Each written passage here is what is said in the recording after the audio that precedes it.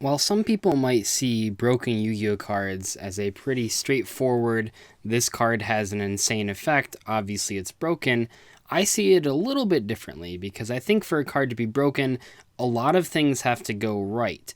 The timing has to be correct, the card has to have all the right marks in the right decks, and I think that there are many cards that are really, really close to being broken.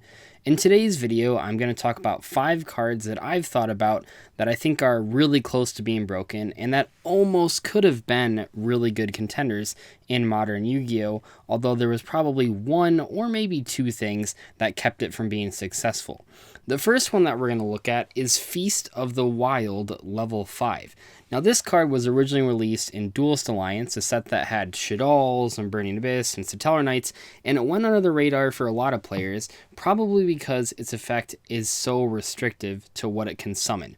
So all it does is special summon up to 2 level 5 warrior type monsters from your hand and or graveyard, but their effects are negated also for the rest of this turn. They cannot attack. Now there are a lot of good things about this card. First of all, it is not restricted to once per turn, so if you have multiple copies, you can start summoning a whole bunch of monsters.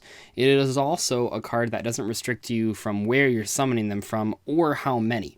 So if you have one in your graveyard and one in your hand, you can summon both of them. If you only have one in one of those spots, you can just summon that one monster. However, the best case scenario for this card is special summoning 2 level 5s from your graveyard. That is a straight +1 in card advantage, and even though you can't use their effects, and even though they can't attack, it is just a free rank 5 monster. Now there are a couple problems with this. First of all, there aren't a lot of good level 5 warrior monsters, and of the level 5 warrior monsters, none of them are pretty much played in good decks. This card was very briefly considered in the UA deck, probably only because the UAs were released in the same set that this card came out in, so people kind of saw UA Perfect Ace and UA Slugger. Is that what that card was called? And that was kind of cool in that deck. The problem is that deck really didn't have a great way of actually getting 2 level 5s in the graveyard on the first turn.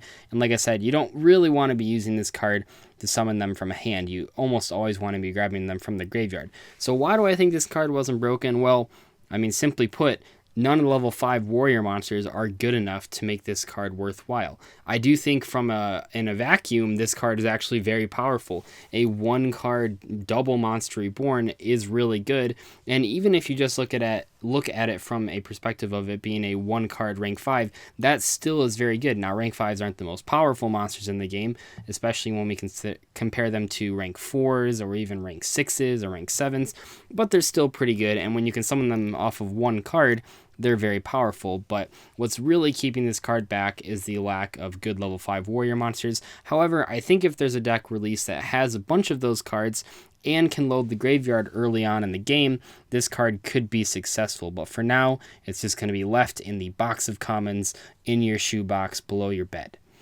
Number 4 is going to be Tour Bus from the Underworld. This card was so hyped when it was released, or I should say this card was so hyped when we had the image and the name released. Now, if you don't remember, Tour Guide, the original Tour Guide, was very, very popular and was incredibly expensive during the time that it was played.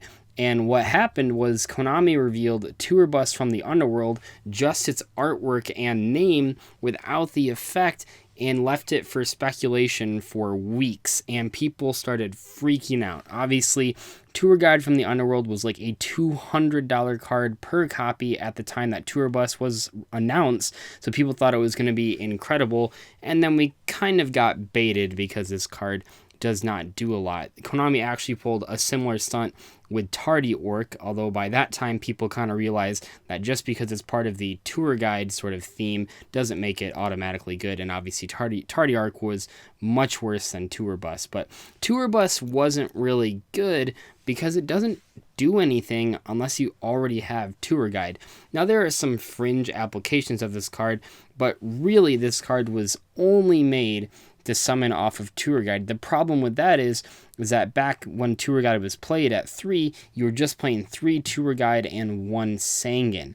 Now, Sangan was the thing that you summoned off the first Tour Guide, which meant that you could either get a search or make a rank 3, and then you had 2 copies of Tour Guide left in your deck to then make 1 more rank 3. Adding Tour Bus just gave you another bad draw and made your deck overall more inconsistent. And back then, you really needed consistent decks because you had stuff like Wind-Ups and Inzectors and Dino Rabbit and stuff. And while Tour Bus was sort of experimented in with the Wind-Up decks just to extend the Wind-Up hand loop, it eventually fell out of favor because it was just way too inconsistent. If this card would have had an effect when it was summoned, it probably would have been really good, but just because it has only the graveyard effect and because it's only good if you have other cards with it, and never really saw true competitive success in a wide array of events. Yes, it was played occasionally, but in terms of the actual competitive landscape over a long period of time, this card never was quite as good as people thought it was going to be. Number 3 is a card that was very popular in the OCG, but never really got popular in the TCG, and that is Fairy Tale Luna. Now, I love this card. I think this is super cool, and I think the only thing keeping this card back is how late it was released into the reign of Pendulum Monsters. While this card is not a Pendulum Monster, it is very clearly designed with Pendulum Summoning in mind.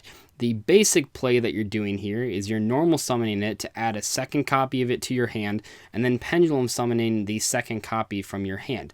What that means is that anytime your opponent tries to summon a monster, you can activate both of these effects to either bounce it to your opponent's hand or have them send the other 2 copies of it to the graveyard. That doesn't sound crazy until you realize that many extra deck monsters are only played as 1-ofs or maybe 2-ofs, but most of them are not 3-ofs, which means you will almost always get to bounce the card back, and then on the next turn after you do that, you can then normal summon this again to add the 3rd copy to your hand, and then pendulum summon both of those copies from your hand, so then you have 3 copies on the board, and you can pretty much bounce whatever your opponent does. This card is basically a level 4 Kieran, and Kieran is obviously banned, and was a huge reason Metaphors were successful, so it was a little weird that this card wasn't as good in the TCG. However, I do think it's because it's not a pendulum monster, and I do think it is because pendulums are pretty much at their worst point that they've ever been in. Yes, I know that magicians are really good, but they're only really good because of their individual effects and how they can abuse the pendulum mechanic and link summoning, where Fairy Tale Luna really makes sense in a deck where you have the full, where you can pendulum summon like your entire extra deck every turn in addition to the Fairy Tale Luna.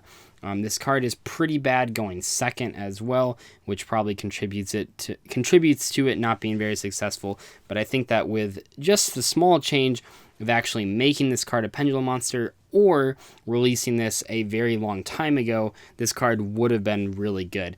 Specifically, I'm thinking about the first set where people were playing with Performage Plushfire and Luster Pendulum, where the original Pepe decks were not nearly as powerful as they eventually became, but they had a lot of utility effects, and I think Fairy Tale Luna would have fit into it perfectly. Coming in at number 2 is Fusion Reserve. This card is essentially a pre-preparation of rights or a Fight for Patchwork for any fusion deck.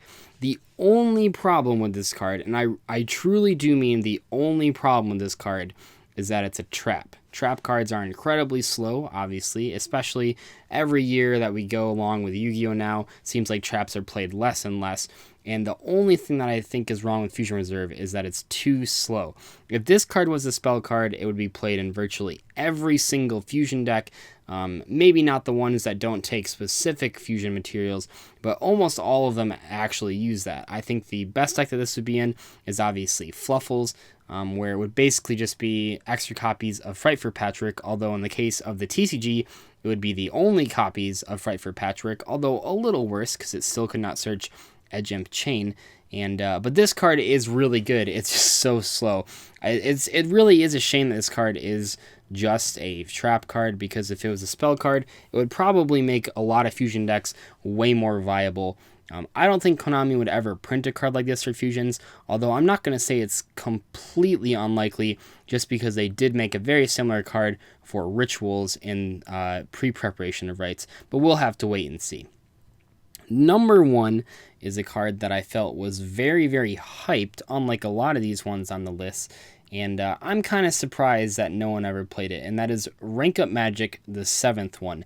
Now, this card is kind of risky. So the main idea here is that you're drawing it for your normal draw phase, and you're getting incredible value out of this one spell card for not really doing anything besides playing it. Now, there are a couple downsides that really hold this card back, even though it is really good when it goes off.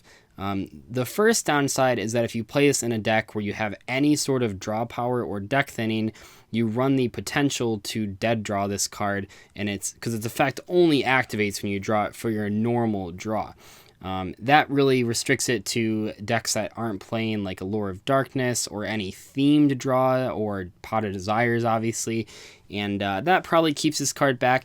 The other problem with this card is that you have to devote 2 extra deck slots to it, not only the original number 101 through number 109 card, but I think it goes up to 107, yeah, 107, but also the Chaos version of that card that you're summoning. Now, I do think that the best situation this card was actually kind of good in was in regards to number C101, whatever that card was, Silent Honor Dark, I think that was called, only because when this card came out, and it was around the same time that number 101, the original one, came out, and that card was played pretty much as a 2 of in almost every single rank 4 toolbox deck, which meant that Rank Up Magic the 7th one was only taking the spot of 1 extra deck card because you were already playing the regular number 101. Now, I believe that the problems with this card, other than the fact that you can dead draw it, is that as a 1 of, you were very unlikely to see this card in a duel,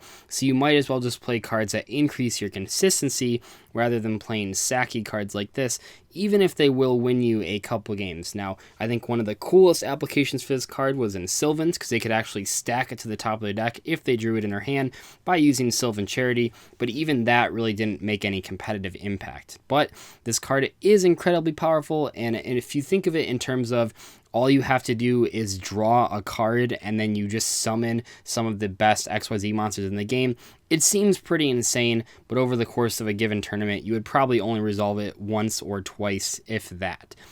Anyway, though, that's going to wrap up my list of the top 5 almost broken Yu-Gi-Oh cards. Let me know what cards you think are almost broken, and I might even do another one of these because I think this was a lot of fun to create, and I think there are so many cards that are in this category. But let me know what you guys think about this video and about this series, and I'll think about making a new one later on. I will see you guys later, though. Bye.